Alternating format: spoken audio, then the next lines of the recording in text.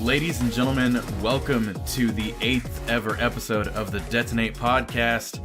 I am your host, Nate Gullion, and I'm joined as always by my co-host, Stephanie Pastroni Ravioli. Good afternoon! Good afternoon. Well, evening now. Goodness. Yeah, good evening. Guys, this is take 2 of the podcast. We have had so many, various delays and stuff on both ends, on both our ends. Yeah. And, we even had started recording earlier this morning, and then my power went out. Luckily, it was just in the intro, but it was just really? Really? And then we didn't have time the rest of the day, so, now we're back. We're back now to record again. But goodness gracious, what a time. What a time it has been. So... I mean, I feel more awake now, so that helps. It does help. I was a little bit sleepy this morning, admittedly. Yeah. But we're here. It is the 8th episode, so that means 2 months. 2 months of this, guys. Woo. A lot has happened, too. It's always so good to touch base with everybody. Usually before the podcast, me and Nate catch up on things, and then we catch up things on stream and everything. So it's you start talking about it, it's God, it's been so long, but it's only been a week. And it doesn't feel like it's only been a week. It feels like it's been so much longer. 87 years. Yeah, exactly. So we're to 8 episodes now. So 2 months of this craziness. And thank you, everybody, for sticking with us even this long. Yes, thank you. Stephanie, what have you been up to this week? So I did a lot of art this week on stream. I probably did my best painting, and I'm very proud of it. So this is the thing that I do. I usually put a Bob Ross stream or a YouTube video up while I do it. And then I just pause because he can do a painting in 30 minutes. And then for me, if you ever look at my VOD, it's 3 hours. He just goes so fast, and it takes me a while to mix the colors, everything, blah, blah, blah. So that being said, I was told that there's a guy named William Anderson, I think. I don't remember. It's Bob's teacher or whatever. You guys probably know more than I do. Anyway, I pulled up his video and somebody's like, you got to do this. I'm like, oh, okay, let's try it. No, never again will I veer away from Bob Ross. I've learned my lesson. He is a bad teacher. Great paintings, but bad teacher. So I've learned my lesson. I'll stay with Bob forever. We're going to keep doing Bob Ross paintings. And then I tried to do a Bob Ross painting without Bob Ross, and it did not go so well. That canvas went right in the trash. So yeah, that was fun. This ain't an art podcast, but that's pretty much what I've been doing all week. And then I did some Grand Theft Auto. And I know that game has been out for so long. I've played it before. This is GTA 5, right? GTA 5, yes. Okay.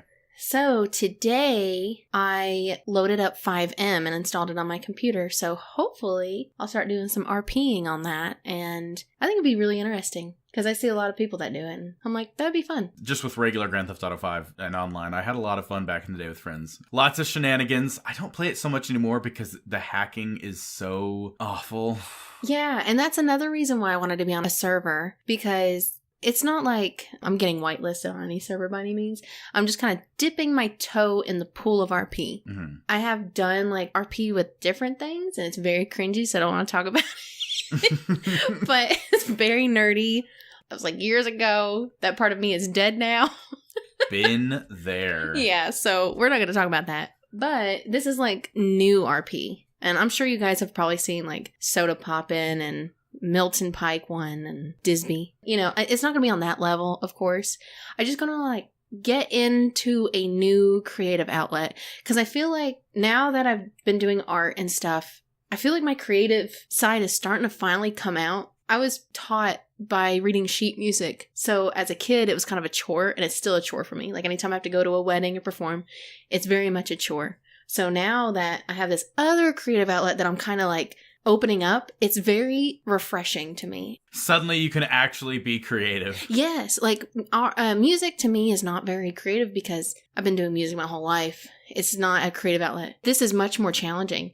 And keeping up with stories and doing stuff like that. I haven't actually played an ERP, but I think 2 days ago, Spexy streamed Grand Theft Auto.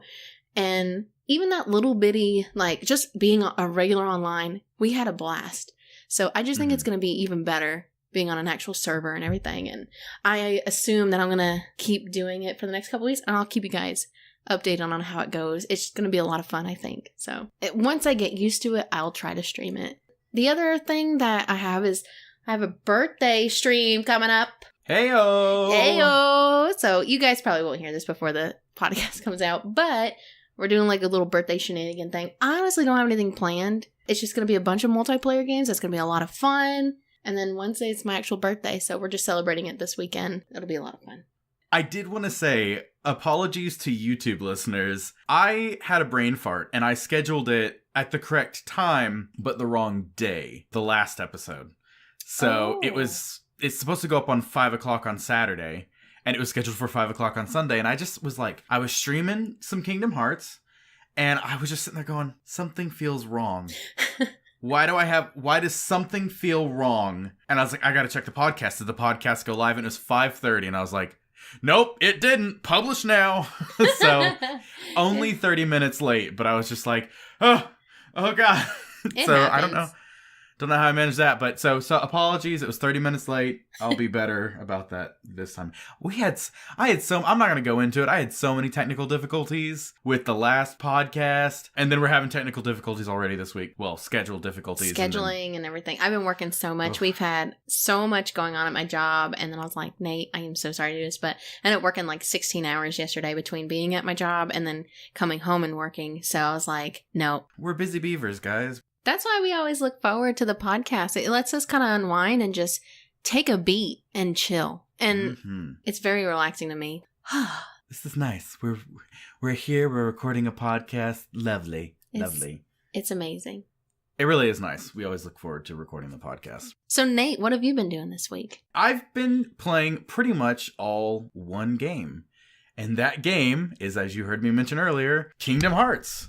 Ooh. A guy called Barry Kramer did a wonderful story so far animation on YouTube that's like 30 minutes that explained all the Kingdom Hearts games and their stories up until Kingdom Hearts 3, which just recently came out. Nice. And I watched that and I said, man, now I really want to play through those games again. Because I played through Kingdom Hearts 1 when I was very young. And then I played some of Kingdom Hearts 2 when I was very young, but I never beat it. And I didn't play any of the others. So last week I went on Amazon and ordered The Story So Far, which is the official like bundle that Square Enix released of all of the games up until Kingdom Hearts 3, which is there's 9 games, guys. There's 9 games. I didn't realize there was that many. There's one that's like literally called Kingdom Hearts 358 over 9 days or something like that. Some fraction.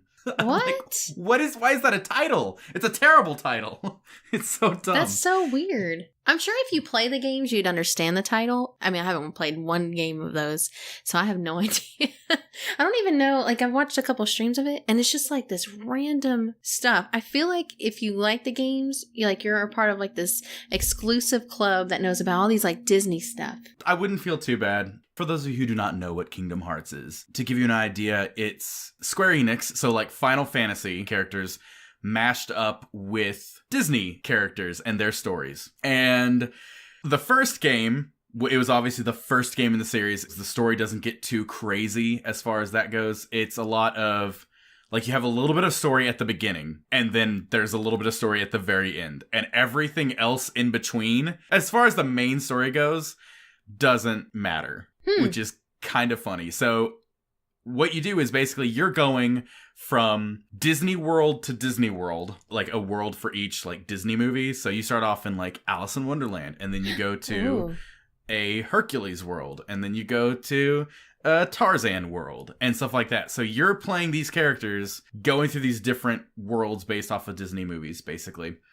And some of the times you're just kind of playing through the events of the movies. And then other times it feels more like its own original kind of story based in that world. And you don't play as those Disney characters. You are your own character called Sora. And you are fighting enemies alongside these characters. So you're playing with Tarzan. You're not playing as Tarzan and stuff like that. Right. So it's a very unique and fun game. And it's weird because Kingdom Hearts 1, that's the one I've been playing through, is very dated mechanically. This was The Story So Far. So it's a HD re-release of it with better textures, full widescreen support, all that stuff. But it was originally for the PlayStation 2. So the mechanics reflect that. Yeah. So it's a little bit dated, but that being said, I have not gotten so excited for a video game in a long time. And I've even played through this game before. Even now, even though I've played through it in the past, when I'm not streaming it, I'm just sitting there in my living room going, I just want to play more Kingdom Hearts.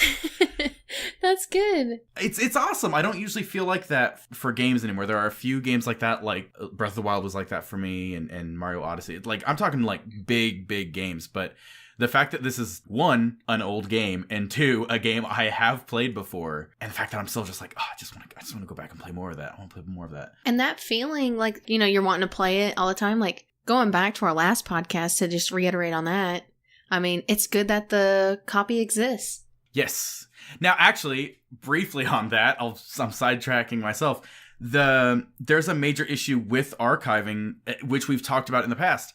This HD re-release had to be rebuilt from the ground up because they actually lost the original source code for the first Kingdom Hearts game. Oh my goodness. So it's mechanically identical because they had to make it the same game, obviously. Right. But it was rebuilt from the ground up. They do not have the original source code. They had to get a copy of the game and reverse engineer it to figure out, how did we make this? What did we do? So archiving is it's important, guys. It's important. It just reiterates what we were concerned about last podcast. Absolutely. But yeah, I mean, that's pretty much all I've been doing. I've put in the past week. Now, to be fair, I've only been able to play while streaming. I have not been playing off of stream. Otherwise, it'd be even higher. But on stream, I've put 15 hours into that game in the past week. I'm really loving it. I've still got some big stuff, but I've gotten through the majority of it. We're going to play all those games on stream, so hold on to your butts. I'll definitely be excited to watch for somebody, especially me. Like, I haven't played any Kingdom Hearts, so it'll be really fun to watch. Oh, they're so good. They're so good. Moving on, because we got to be adults about things. Yes, unfortunately. Unfortunately. We'll get the negative stuff out of the way again. I liked how we did that last week. We got the negatives out of the way. So let's move on to the negative news. Yes. Pasta actually brought this to my attention in the first place. So I'm going to let Pasta here take the lead and tell us what the heck is going on. So I get email alerts from Kotaku. So we'll put the source of their article down in the comments. But it says EA lays off 350 people in marketing, publishing, and more. Basically, there was an email to employees obtained by Kotaku. EA boss Andrew Wilson said the goal would be to streamline decision-making in the marketing and publishing departments following a consolidation that began last year, improving customer support, and to change some of its international strategies, a move that includes closing offices in Russia and Japan. So I don't think it affects any of the US offices, but still, 350 people, that's a lot. Andrew Wilson said, "We have a vision to be the world's greatest game company. If we were honest with ourselves, we're not there right now. We have to work with our games, our player relations, and business. Across the company, teams are already making action to ensure that we are creating higher quality games and live services, reaching more platforms with our content and subscriptions, improving our Frostbite tools, focusing our network and cloud gaming priorities, and closing the gap between us and player communities." So that was all said by the EA boss, Andrew Wilson. There was an email, and it just basically says how sad he is. And they said that they're actually going to be working with a lot of the laid off employees to provide severance. And a spokesperson for EA said, "Yes, we're working along with the employees to try to find other roles inside the company. For those that are leaving the company, we will be providing a severance and other resources. I'm not able to provide the details of the severance, but we work hard to be as helpful as we possibly can." One person who works in the affected departments, they were actually expecting it. They had put travel freezes and putting holds on marketing projects, hiring. They weren't hiring anybody. And this is from a Japan office, I believe. The one person that was laid off, he said, "I'm actually happy that we're not in limbo anymore." It's kind of sad. People say that like they've been expecting it. And they heard that this was going to be happening. And then they finally got fired. I mean, I can understand where that could be a relief, but still, it's sad. On this, I feel like it's fine for companies to do what they need to do to improve customer relations, as they say, but 350 people is a lot, especially for like marketing, publishing. You only have so many jobs open for that anyway, so I don't know how they're going to move in the right direction for their publishing and marketing, because that's kind of a big part of what they do and how they get their money, but it's kind of sad. It is. I've been keeping my mouth shut a lot. I've just realized, I've not been talking. I should probably say something. You're fine. It is sad. It's always sad to hear anybody lose their job in any quantity, but especially when it is such a large number for 350 people to just lose their jobs. And it's just, it hurts. It hurts to hear that that's happening. What kills me is they're saying, well, we've been expecting it for a while. At least we're not in limbo. See, that actually makes me feel a little bit better, though, because I feel like in this particular case, a lot of these layoffs are laying off redundant jobs. And I mean that with the utmost respect. This is just them as a company saying, hey, we overhired, or we just didn't plan well in the first place. This is not working the way we thought it was going to work out. So we're trimming to be more efficient about how we're running our business. And that has to be allowed with any business. As awful as it is, and I know that this is probably going to get me a lot of hate from people, but as awful as it is for people to lose their jobs, sometimes companies of any size will do that. They'll overhire, or they'll make plans that aren't playing out the way they thought they were going to play out. And what you have to do is go back and say, we just didn't need these roles, or we didn't need this many of these roles. And you have to be allowed to cut back some. And I think, at least in this particular case, shockingly, from EA, who is notoriously really bad, this seems like they are really doing everything they should be doing. They're taking the steps. They're helping these people. This isn't like the Activision Blizzard thing a couple weeks ago. No. Activision Blizzard, I know for a fact, I was hearing from people that were fired going, no, my job was not redundant. There's a difference between Activision Blizzard firing a bunch of people because they don't want to pay as much money, and EA potentially, again, I'm just giving them the benefit of the doubt here, EA changing their business, just restructuring their business how they need to. And restructuring is there's such a negative connotation to that, but there's just legitimately sometimes you just have to change your plans. There is a huge movement with the video gaming industry, and I feel like there's a big shift on what's expected now. And I feel like we're at this cusp of where EA, Activision Blizzard, all of these companies are making the shift to something else, whether it be, like cloud integration, more customer-based relationships. I don't honestly know where that shift is going for. I think they're trying to maybe step away from console games or whatever the thing is. And I feel like that this transition is just a natural transition for them. Maybe they're trying to force something. I don't really know. But in any transition, you're going to have to lose people. You're going to have to, that word, restructure your company to figure out what's best needed for your company. So as much as I don't like EA, I don't like a lot of these big companies, I understand they have to do what they need to do. And at least they're giving these people severance and support to make their transition back home. They're not leaving these people high and dry. So that's a good thing. I know it's really easy to fall back on but it's 350 jobs. And I'm not trying to make light of that situation. That's 350 jobs. And that's a big deal. And I get it. And I feel bad for these people. But I'm just trying to take a step back and look at this. And this is with me giving them... EA is not a company that really deserves it, but this is me giving EA the benefit of the doubt. Now, if more news comes to light about this and we find out that EA is just being really awful and is not helping these people and is just basically giving them the boot. Or not changing. They're talking about restructuring the company and closing gaps with things. Especially if they don't change. What would be the point? Yeah, that's the big deal is I get it if they're changing, but if they're not actually going to make the change, if they're just firing people and not going anywhere, then they're just firing people, and that's a problem.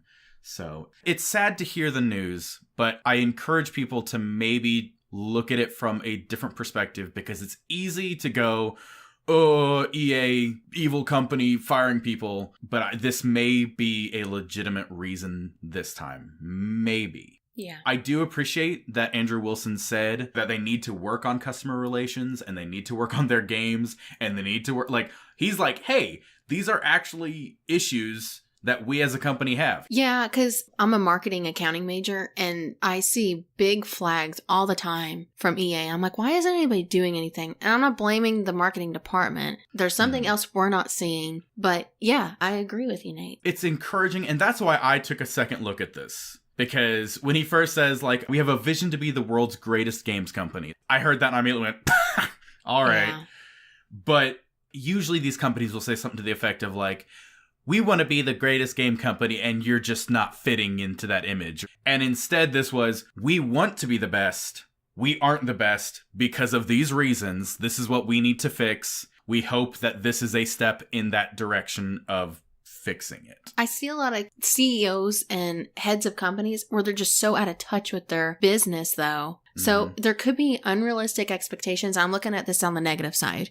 So it's a matter of how is he going to use the savings from closing these offices to something that he needs for the company and needs for the employees as well. I don't think a lot of businesses think about their needs for the employees as much. I work in a very popular company and a lot of times the employees were taken care of, but there's times when we cry for help and the company doesn't listen.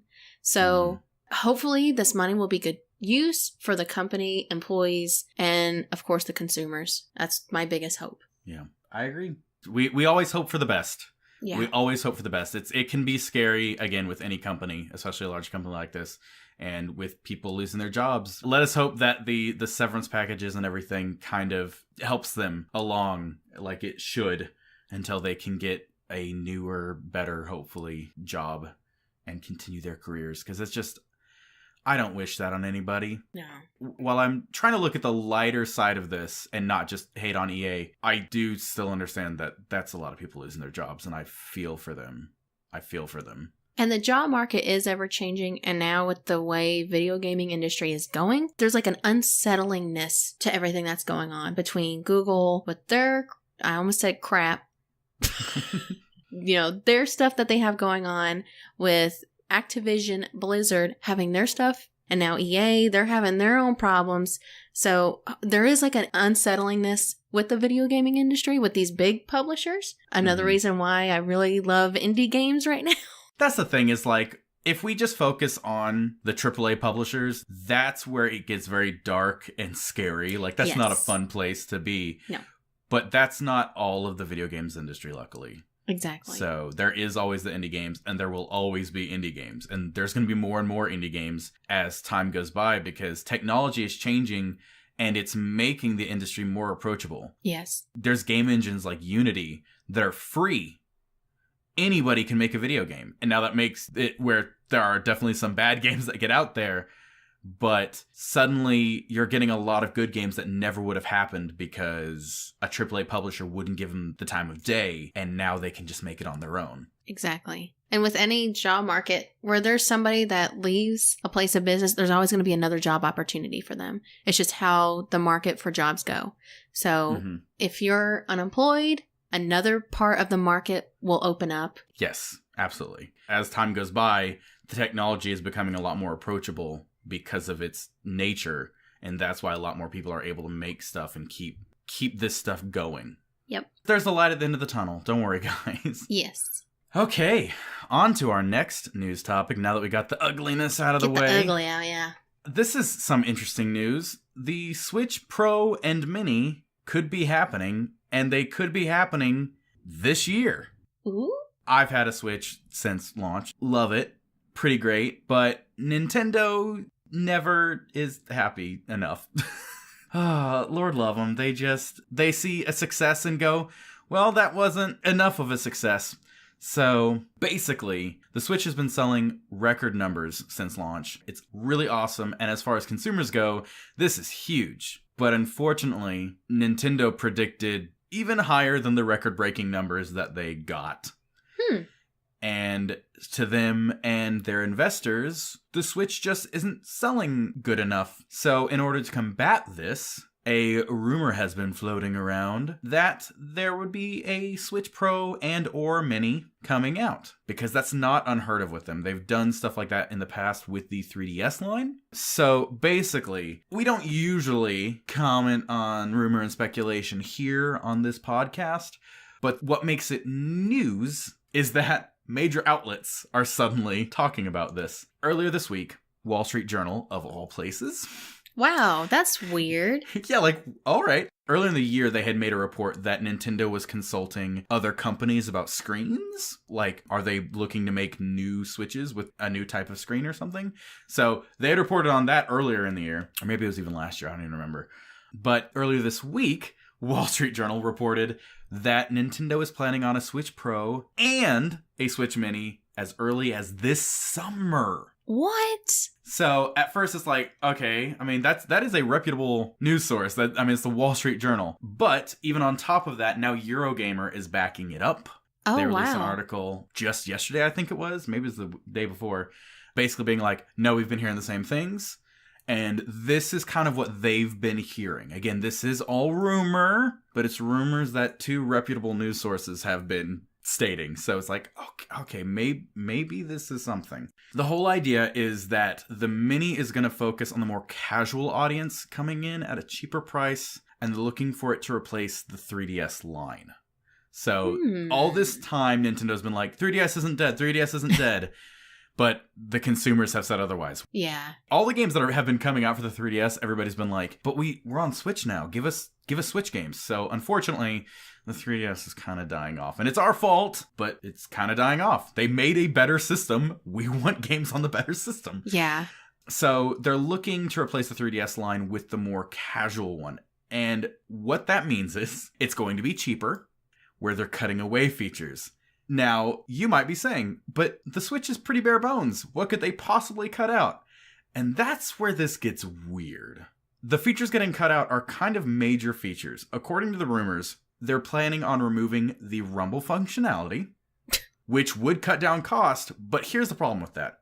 A lot of their titles, including first-party titles, are reliant on that.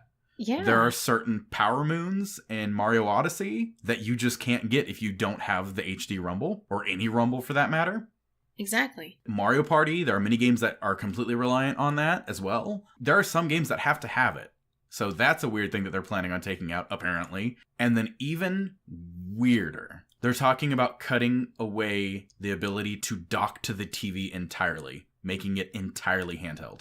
What is the... I can't even talk. I can't even word right now. It's the fundamental design of the Switch, is that you switch between handheld and TV. It's a home console that's also handheld. What the heck? It's really weird. I've heard people go either way with the Switch, and that's why it's sold so well, is some of my friends primarily use it as a handheld, and they occasionally touch the TV. Oh, no. I'm the other way around. I play mostly on the TV and occasionally play handheld. And that's Same. fine. That's why it's so awesome, is you can do that. So it's weird that they're like, it's only a handheld. But that being said, we need to understand that this particular one is the cheap one. It's the really cheap version. This is not taking away the Switch we have now. This is the cheaper model that more people can get involved with at a low cost. I believe the new 2DS XL, which just recently came out, was like $150 at launch. That's better for kids, I guess. Because most kids like handheld games. And their parents want to watch TV while the kids are playing the game. You know what I mean? Mm-hmm. So that's going to be their consumer right there, the little kids. Which is great, I think. And that's the thing, is like, this is trying to pull in more of an audience. Nintendo's worried about their sales not doing as well as they wanted. This is going to get those sales up and the install base up. Because suddenly, if it's cheaper, more people are going to be able to afford it. I take back my freak out. I'm sorry.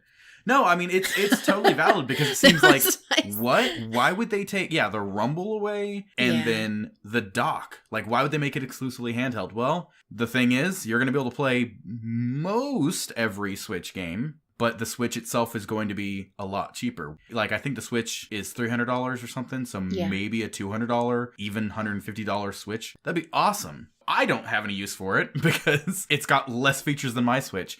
But that's exactly what the 2DS is. If you've already got a 3DS XL, you don't need a 2DS XL. No. But if you're looking for a cheaper alternative, That's a good entry point. And then maybe upgrade after that if you want to. Anytime I've bought a console, I've always thought about the long term because they're so expensive. You know what I mean? Like, they're not something for my computer, so I'm always very hesitant to buy a console. Mm-hmm. So I don't mean this in like the literal sense, like you can't really grow into it. I mean, there's going to be games you can play, but I'm sure there's going to be, like you said, games you cannot play without the rumble, or they're going to be a hassle playing as a handheld, like maybe a very detailed game, which, it's a Nintendo game. They don't have super detailed, like, it's not like a first-person shooter or something like that. It's an indie console at this point. Like, so many indie games are available on it. And there are definitely games that I've played that I'm like, even on the current Switch, I'm like, I can't play this on this screen. That's true. It's a pretty large screen for being a handheld console. But personally, I think you should just... As of what the rumors we've heard now, I think you should, if you're going to buy a Switch. Unless you're like buying for like a little kid or something. It's a good starter. It's a good starter. It's not bad. If they are going to sell it for $150, that's half the price of a current model Switch. That's actually a really good price. So, but that's all that I know about the Mini so far. The Pro model, we actually don't know that much about. We do know that it'll retain all of the features you know and love. So it will have the dock. It will have the rumble features. So don't worry. We know that they said it's targeted for avid video gamers. Shout out. Whatever that means. We're hoping that it's going to be more powerful. If it has a better processor, that would mean that developers could go one of two ways, or one of three ways, really. Either they could get more battery life out of it and keep the graphics the same, or their game could be prettier at the same amount of battery life, or theoretically, if it's a really good processor, they may get better graphics and better battery life. So there's potential for a lot there. They did say, according to the rumor, it's not going to be as strong as the PS4 Pro or Xbox One X, but I don't know anybody who is like, oh yeah, the next Switch is going to be competitive with those two. That's kind of crazy. It's just like apples and oranges with that. That's just not comparable. But I will say, they specifically said the PS4 Pro or Xbox One X. That does not mean it won't be comparable to the PS4 or Xbox One, which is still saying something. So if we could even get that, I'd be like, okay, if this is the beefy boy Switch that can play stuff like Doom properly, all right. Now, of course, as you could expect, when Nintendo was contacted by Eurogamer, they said, we have made no announcements and we do not comment on rumor and speculation. They always do that. I mean, yeah, it's like, come on, okay. They're like, I don't want my boss to yell at me. Guys, please stop harassing me. Don't ask me about this. I'm not allowed to talk about this. So it could be nothing. It could just be rumors, but it would make sense. The original Switch, the actual chipset was bought cheap at the time and is now getting outdated, and a lot of systems are moving on to other things. So basically what that means is it's going to ultimately be more expensive to manufacture more Switches with this chip, because they're having to make the chip exclusively for Switches if it keeps going down this path. Yeah. Whereas if Nintendo makes new versions of Switches with new chips that are more commonly made, it's going to be cheaper for them. So it would make sense for them to do that and then kind of phase this model of the Switch out, which is not a bad thing. No, but my baby. I get a little bit frustrated because, of course, I'm like, crap, it's been like it's been 3 years, I think, now. It seems unbelievable. I got it almost at launch, like a month or two after it launched. So I'm right there with you. I'm just kind of like, what the crap? I just got this. But I just got this one. It's been almost 3 years now. Nintendo does this. Other consoles don't. It was like 10 years between the PlayStation 3 and PlayStation 4, I think. Yeah. So nice long lifespan. Again, this is usually the time frame that Nintendo starts doing this with stuff like the 3DS line, so it's not unheard of. It's also not unheard of for Nintendo to wait, announce their console, and then release it a month later. So, yeah, because they've done that stuff too, especially with this being a pre-existing console. The Switch you have is still going to be able to play every game, at least initially. Right. So, there's no technical rush to get the new Switch, but I could see them phasing out this version of the Switch, especially with the Pro version coming out. Like, you're going to then have games that can only run on it. Not a lot, probably, because they did this with the 3DS as well. When the new 3DS XL came out, it did more than the 3DS. And there was certain games that only ran on the 3DS XL. I think it was 3DS XL. I can't remember exactly, but it was something like that, where there was technically they could play the same games, but there was like 5 or 6 games that could only run on the XL version. So I think we'll see that with the Switch Pro, but we'll have to kind of just wait and see. But maybe not wait for much longer, because yeah, it could literally be the summer. I'm frustrated because I don't want to buy another Switch, but the moment it comes out, I'm going to feel like I'm left behind because I am manipulated easily like that. Me too, especially with Nintendo products. That's the only console type company that I will be like, Nintendo, take my money. Yeah, absolutely. And that's the thing. Even some of the games I already have, like I play Warframe occasionally on my Switch still. Not all the time, because I get caught up with other games like Kingdom Hearts. But the only real problem with that game is there are some spots that the performance isn't quite where I would like it to be. But with the Switch Pro, suddenly it could be getting that better frame rate that I'm wanting. Right. A Pro version of the Switch does interest me. Like I said, we don't really know much about it. All we know is they're not cutting features, which is good. Because I don't want features cut. I want more features, dang it. Maybe what they'll do is release it with Animal Crossing, because I have to put that into every stream that I want Animal Crossing. In case you guys forgot, Animal Crossing. Animal Crossing. When, Nintendo? Gosh, dang it. Dang it, guys. I'm losing sleep over here. I'm jonesing. Oh, we're like scratching our arms like, Nintendo, please. I'm like a crack addict over here. Like, just, where's my Animal Crossing? So last week, we heard that Google was entering into the video games verse. And they're not the only ones. Suddenly, the tech giant Apple decided that they were also going to join. So basically, it's called Apple Arcade, and it's coming this fall. It is a subscription service for mobile games, which sounds really awful. Yeah. But actually, maybe not so bad. So let me go through some of these bullet points. It is promising 100 new and exclusive games, including original releases from renowned creators Hironobu Sakaguchi, Ken Wong, Will Wright, and dozens more. Apple is not just hand-picking the games in Apple Arcade, but they're also contributing to the development costs and working closely with creators to bring the games to life. So they're acting as their own publisher. So instead of having all these third-party publishers for their platform, they are the publisher for their own platform. Which could be a good thing for developers, because developers suddenly don't have to deal with all these other publishers, but now they're having to deal with one big publisher. Freaking Apple. Frickin' Apple. Frickin' Apple. Some cool things about it. It's not cloud-based, like Google Stadia. You download all the games. And a lot of people probably cringed a little bit when they were like, mobile games, because the whole microtransaction freemium model. This doesn't have any microtransactions in it. They said, nope, none of these games will have microtransactions. So you pay for the service, you get all these games, play them as much as you want, no other features after the fact. Like, you don't pay for anything else. As long as you pay the subscription, you get the full game. That's actually really good. Sounds cool. On top of that, a lot of the games that they had look more like a core gaming experience. Like, they don't look like your typical, like, gacha game or anything like that. Stuff that is designed around eating your coins, which is kind of weird because it's, of course, called Apple Arcade, which arcades were designed to eat your coins. But no, this actually seems like, okay, maybe not such a bad idea. As I said, rather than pay upfront for each game, a subscription to Apple Arcade will give players the opportunity to try any game in the service without risk, since every game includes access to the full experience, including all game features, content, and future updates. No additional purchases will be required. Every game will be playable offline, and many games will offer support for game controllers, which brings on to my next nice thing. Touchscreen controls suck for mobile games. That's why I don't like mobile games.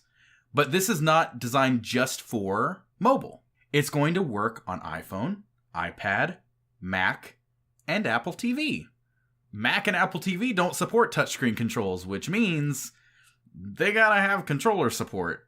So suddenly that issue of like, well, I don't want to get this. This is just mobile games with touchscreen. It's like, no, you can actually use a controller for these games. And some of the games they've got, like I said, are like platformers, like 3D platformers. And like I was seeing some like cool stuff actually in their little video. I was like, okay, maybe not crazy. I mean, I wonder with the controller, I'm sure with it being Apple, they're going to probably make their own controller. And that could be a problem, especially if their controller is crap. Exactly. I would say the main audience for this is probably going to be what we mentioned earlier with the Switch Mini. With a lot of families, I see this all the time. I saw this with my cousins when they were younger. They would always want their dad's phone to play games on it. Yep.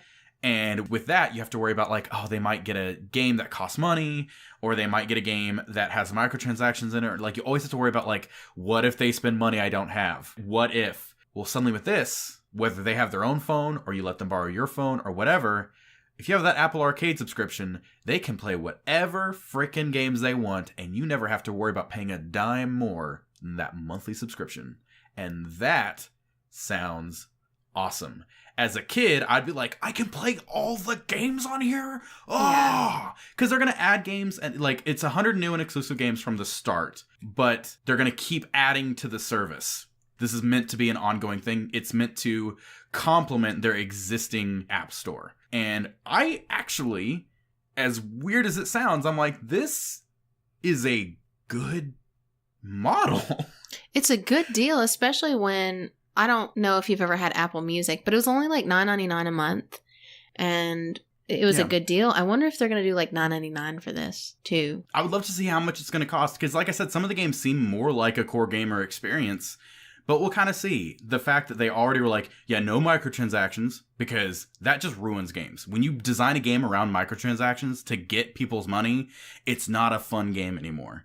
So the fact that right from the start, you'd think it'd be the opposite. You'd think Apple would be like trying to get that extra money. They're like, nope, no microtransactions. You just pay us the monthly fee and you get the full game, any updates, anything. I'm just like, that is so cool.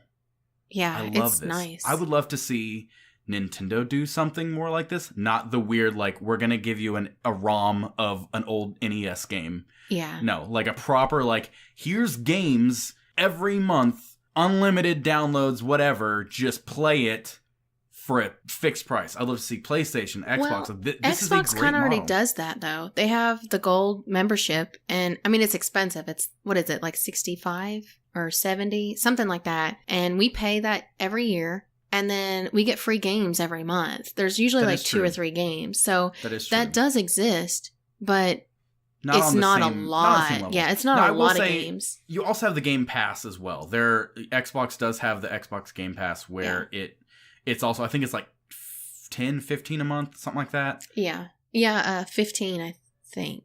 And it does a similar thing, but it's not their full library, which, to be fair, this isn't the size of a full Xbox library either, but they kind of do that as well. But I like the Game Pass model of like, you play the games as much as you want for that subscription and everything. I like having physical copies of my games. That it just goes back to that. That's just my only thing. I get that, especially when I first got the Switch. I really got a lot of the physical copies because it's the first time in years I've been able to. I've been PC exclusively for several years, and suddenly I'm like, I can get cartridges again? Oh my god. Yes. But I also have been running into the issue of like, it's a first world problem, guys. I'll be real. I'll be sitting on my couch and my Switch is 4 feet away from me. And I'm like, but if I want to play this game, I have to get up. Let's select a game that's just downloaded though. Yeah. So it's definitely like, it's a goofy problem to have, but legitimately, a lot of people are like that, where they're just like, I mean, but I could just have it downloaded and then just switch to it, in a second and not have to swap out a game cartridge. So I live 30 minutes away to get to an actual like store that sells games. It's like 45 minutes one way. So I definitely have a bunch of games where somebody's like, hey, do you want to play this today? I'm like, I don't have time to run all the way to Target. Yeah, I'll just download it. So yeah. I'm sort of on that level where the closest like GameStop, like an actual game store, is like 20, 40 minutes away. I don't even have a Walmart near me. I have a Walmart, but our Walmart has terrible selections. Like, Yoshi just came out. And I'm like, I don't even know if I could go to Walmart and get Yoshi. Like, I might have to drive 40 minutes away to go get it. Oh my gosh. And that's a big issue. It's like, suddenly digital is like even more convenient than that. Especially for someone like us, where we're not necessarily Yoshi. I wasn't worried about getting a midnight release of Yoshi.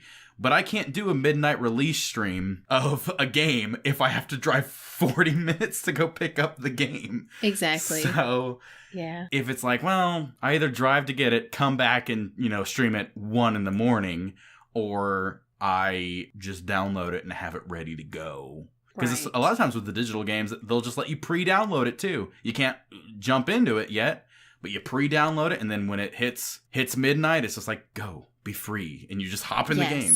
Like my computer games, I pretty much download them, but like my Nintendo games, I pretty much have, except for like, I think 2 games, I have pretty much all the hard copies of the game. Sounds like a book when I say it like that, but I guess, yeah, I'm just really old school with like my Nintendo stuff. But yeah, whatever works for people, I guess that's all that matters. I like the idea of this. I think it's Yeah. a neat thing. Like I said, I would like to see even more of it in the industry. I think this is actually not a bad thing. It may not be for me necessarily, or for the hardcore gamer as it is, but for what this is, I don't see any problems with this. I'm curious to see how it's going to work with the developers and the development companies and everything, kind of seeing how Apple does work with them.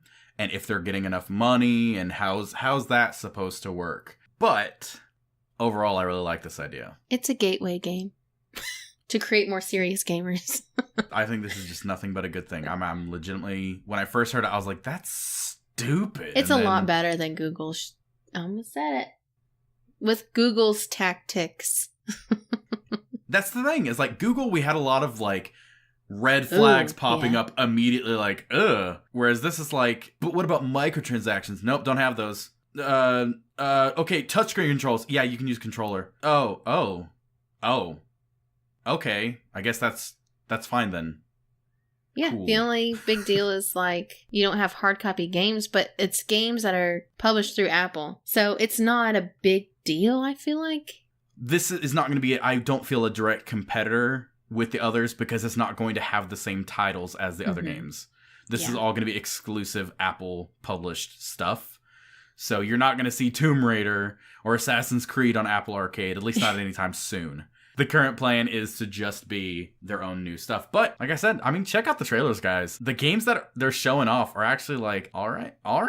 You know, these don't look groundbreaking, but they don't look bad. So They look like games you would play when you're bored at work, for sure. Like I could play these games. yeah. Well, I think that about wraps us up. That's a good one. I got some editing to do. Yeah. So we can get this out on time. We'll see. If not, then I'm sorry, guys, but I hope we got this out on time. We'll see. But it was a lot of fun. It was another good episode. I was kind of worried with having the topics. I didn't know how fast this episode would be done, but I feel like we said all that we wanted to say and didn't feel rushed or anything. It just felt good. It was a good episode. Yeah, I mean, we're at a beta. We're professionals. We're professional podcasters, guys. What? Yeah. Come at me. Yeah. What? What? Don't come at me. Mom. Stephanie, where can we find you? Oh, you can find me on twitch.tv, Pastaroni Ravioli. And you can also at me, Twitter, Pasta Raviolis. And you can always find me on Instagram as Pastaroni Ravioli.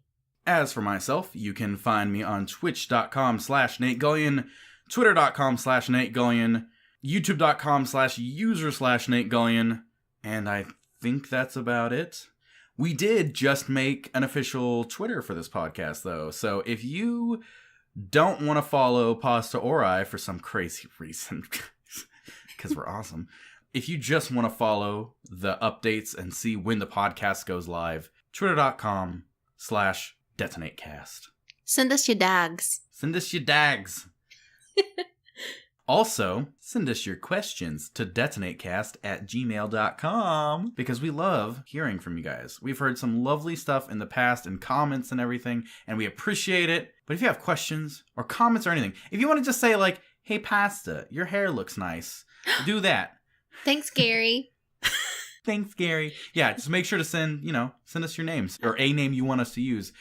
Otherwise, we'll call you Gary for privacy reasons. So. Shout out, Gary. Also, we are available on all major podcasting platforms such as iTunes, Spotify, Google Play, and Stitcher. If you would like to support us, a great way of doing it is giving us a 5-star rating on iTunes, because that's a free way to support us. It gets us higher up in the search rankings, and we really need that. So we really appreciate it, guys, and that'd be great. If you want to financially support us, there's 2 ways to do it. You can go to patreon.com/Nate Gullion, where you can throw us a little bit of money. And if you throw us $10 or more a month, you'll be read off at the end of the podcast episodes as an executive producer. Ooh. Very fancy. Also, you can get our new merch. We have merch. You can get an official Detonate Cast tee over at shop.nategullion.com. I'm getting a t-shirt. I'm pretty excited. I want to get I'm getting it all. I'm getting it all. I want it all. I want it and all. I want it now. Without further ado, all I have left to say is goodbye. Bye. Next time on the Detonate podcast. So, Pasta, I'm trying to install this Apple Arcade on my phone. It's not working. I'm on a Samsung. I don't know if that's that might be my problem. It hasn't exploded yet? No, that was the last model. Oh. The new one. Just slap some flex tape on it. You'll be fine.